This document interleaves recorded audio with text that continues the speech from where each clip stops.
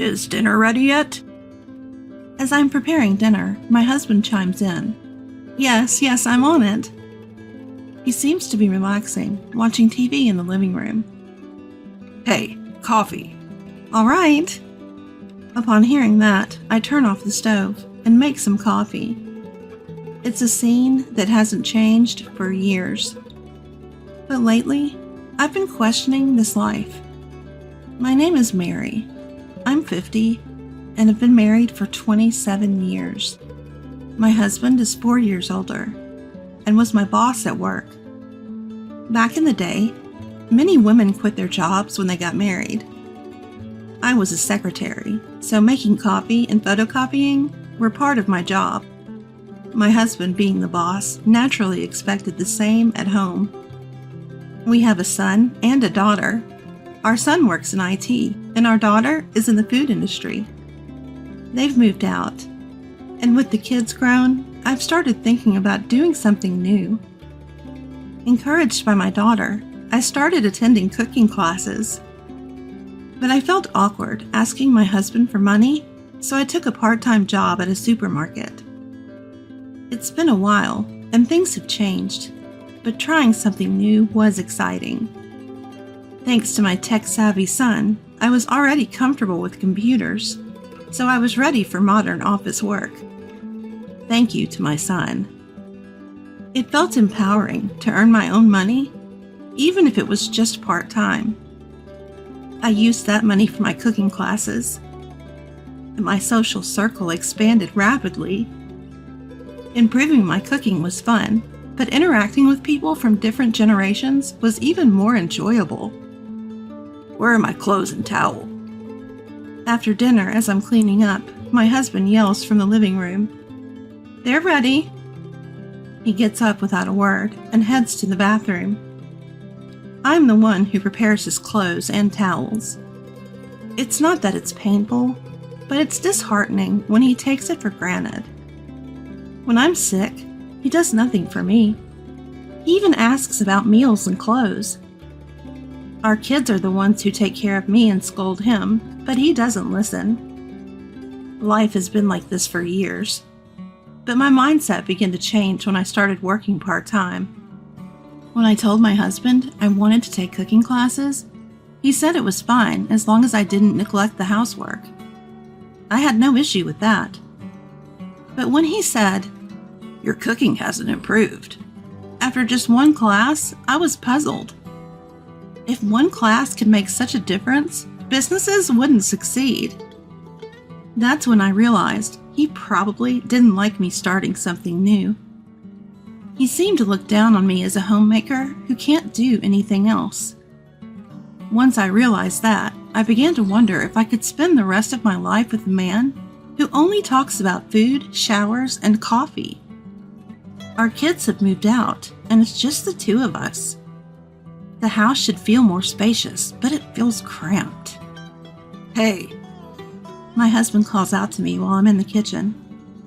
He hasn't called me by my name in decades. I look up, and he's pointing to a corner of the room. "If you're going to neglect the housework because you're busy having fun, you might as well leave." He always said I could leave if I wanted to. Back when I was raising the kids, I had no job and never even considered leaving. But now, things are different. For the first time, I talked back. "If you're concerned about the cleaning, the vacuum is right there. Why don't you do it yourself?" Suddenly, my husband starts to get angry. "How dare you say that to me, the man who supports this household? I'm done with you." With that, he storms out of the living room. I sigh. After a while, I hear the front door open. It seems he's gone out.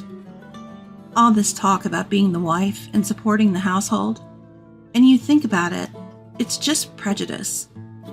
He probably never expected me to talk back. After a while, he returns. Suddenly, he thrust a piece of paper into my hands. "Sign this, and you can leave." I received a divorce application form from my husband, already filled out. Divorce just for speaking up once? But then I think, if that's what he wants, maybe it's for the best. Still, I say, let me think about it, and take the papers to the bedroom where he's not around. I lose track of time, and before I know it, it's already evening. Just as I'm thinking about going to bed, I hear him shout, "What about dinner?" How can he demand dinner from someone he just handed divorce papers to? He even opens the bedroom door to check on me. I sigh again. If we divorce, who's going to make your meals? He responds, "Yeah, you're right. Life would be inconvenient without you, Mary, so hurry up and make dinner." I have issues with everything he's saying, but I know he'll keep asking about dinner, so I heat up some leftovers and serve them. The next day, he comes home in a surprisingly good mood. When I take his bag and jacket, I notice an unfamiliar scent. Is it women's perfume? But I decide not to press the issue. If he's cheating, I'll gather evidence and divorce him. I've had my suspicions before, but this is the first time I've thought about investigating him. Sure enough, I quickly find messages and photos, evidence of his affair. A month later, things take a sudden turn. I come home from my cooking class to find the home phone ringing off the hook. It's the police, saying my husband has been in an accident and is in the hospital. He was supposed to be at work, but the location of the accident is in a completely different direction. Suspicious, I rush to the hospital. Just to be safe, I also call our son and daughter to come. When I get to the hospital room, it's definitely him. According to the police, the woman in the passenger seat didn't make it. It wasn't a scam, but hearing that a woman was with him made me lose all concern for him. Dad was supposed to be at work, right? So why was he there? And with another woman? I nod at my daughter's words. The kids seem to understand right away that their father was cheating. Either way, there's nothing we can do if he doesn't regain consciousness. There's a chance he might never wake up, and even if he does, he'll likely be paralyzed from the waist down. Everything else is uncertain. 3 days later, he wakes up. When I get the call and arrive at the hospital, my father-in-law and mother-in-law are already there. When my husband was taken to the hospital, I had contacted his parents, father-in-law and mother-in-law. But I didn't feel like waiting for them, so I never met them at the hospital. They arrived after we had left, apparently staying by my husband's side while he was unconscious. The moment mother-in-law saw me, she started yelling, "Mary, where have you been?" Mother-in-law has never liked me since I married her son. We rarely see each other because we live far apart, but she always has something to complain about when we do meet. I expect to hear something like this, especially since I left my unconscious husband at the hospital. "You're a terrible daughter-in-law, not being by your husband's side when he's fighting for his life." Father-in-law joins in, echoing mother-in-law's sentiments. I couldn't help but say, "You're right." I think so too. Normally a wife would stay by her husband's side in a situation like this, but I've given up on that role. My husband finally speaks up, surprising father-in-law and mother-in-law with my attitude. "I'll be in the hospital for a while, so bring me some clothes and towels. Just come at a set time every day," he says as if it's a given. As I'm contemplating how to respond, he adds, "You're my wife. You should be devoted to me for life." Mother-in-law chimes in, "It's so sad that he'll be paralyzed. From now on, you'll have to care for him, Mary." My husband nods. "Exactly. That's what a wife does." I look at them and say, "What are you talking about? I have nothing to do with this anymore." "What?"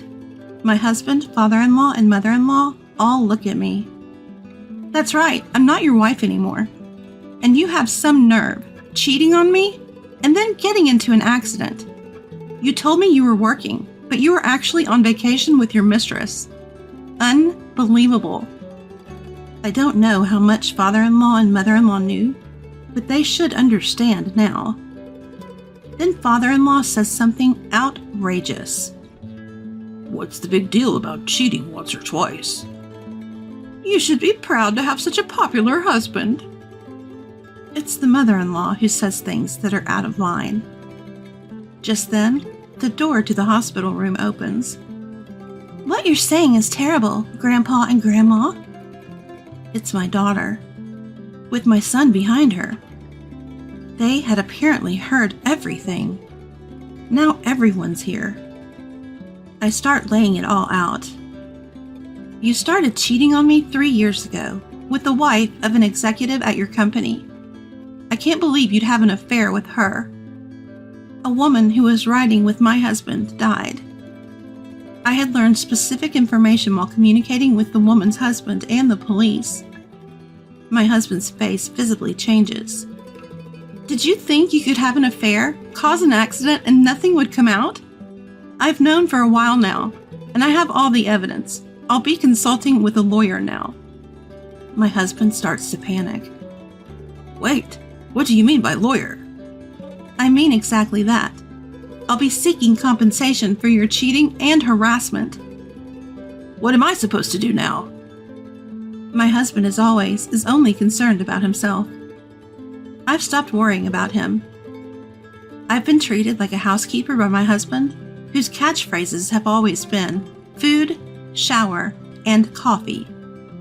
After the affair and the accident, I lost all interest in him. Luckily, I already had the divorce papers pre-filled by him, so I headed straight to the courthouse to file for divorce. That's why I won't be taking care of you or doing anything for you anymore. I'm not your wife. My son and daughter nod in agreement. I'm glad Mom finally decided to divorce Dad, my son says. And that's the end of it. As I'm about to leave the hospital room, leaving my pale-faced husband behind, mother-in-law frantically blocks my way. You can't possibly think this divorce will be approved. You'll be taking care of him for the rest of your life, understand? I look at her and say, I don't understand. What are you going to do then? Who will help him shower and go to the bathroom? You're good for nothing but caregiving, so just do it. I keep a straight face and say, why don't you do it all, mother-in-law? Mother-in-law falls silent. So I add, please stop pushing me onto what you don't want to do. Good luck taking care of your son. Father-in-law, who had been acting like this had nothing to do with him, looked puzzled. What happens next is not my concern. As you told me to, I'll be leaving that house.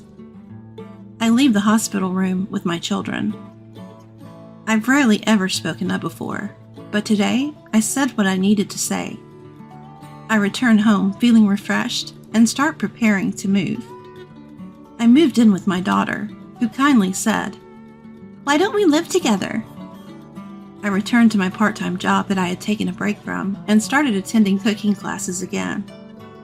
Now, wherever I go, people say, Mary, you seem so much happier. Well, I used to be a housekeeper who didn't get paid, so it's natural that I was down. Now, my horizons have broadened. My social circle has expanded, and every day is enjoyable. Just as I declared, I claimed compensation for my ex-husband's infidelity and harassment, and made sure to divide our assets fairly. By the way, the affair came to light even to the executive whose wife was involved, so my ex-husband was also sued for compensation from that end. Though he couldn't have been rehired under a disability quota, he chose to resign after the affair, and the accident became public knowledge. Mary, please come back. I get a desperate call from my ex-husband. Without me saying anything, he starts talking. Dad and Mom have been pushing the caregiving onto each other, and Mom finally left yesterday. Our family is done. Hearing his pathetic voice, I say, you really think I'd come back to that? I may have married you, but I lost the will to serve you a long time ago. You got by, just demanding food, showers, and coffee. Maybe if you'd said thank you once in a while, things would have been different. You took everything for granted. My ex-husband is speechless on the other end of the phone. Besides, hearing my name from you after all these years doesn't make me happy. I've got plenty from the asset division and compensation, so I don't need you anymore. If you keep bothering me, I'll go to the police. He might have really thought I'd come back, but I'm independent now. I was looking for new work because my part-time job wasn't enough, and I found out a cooking class instructor was looking for a partner. The instructor is elderly and doesn't understand computers, so everything is done on paper. I immediately offered to help, using the internet to recruit students and share updates about the cooking class. All thanks to my son, who taught me how to use a computer. Then I get a message from him. Dad called me the other day. I told him I can't trust him and won't help or lend him money. Oh, and he's not invited to my wedding. My son, who has grown up so much, is getting married in 2 months. He occasionally comes to me for cooking lessons, promising not to turn out like his father. My daughter watches and says, "Big Brother's here again." We've always been like this. Our family gatherings never included my husband. In fact, he seemed to exist just to boss me around and make my life difficult. Since he's been gone, I've been able to live a fulfilling life, and I'm content.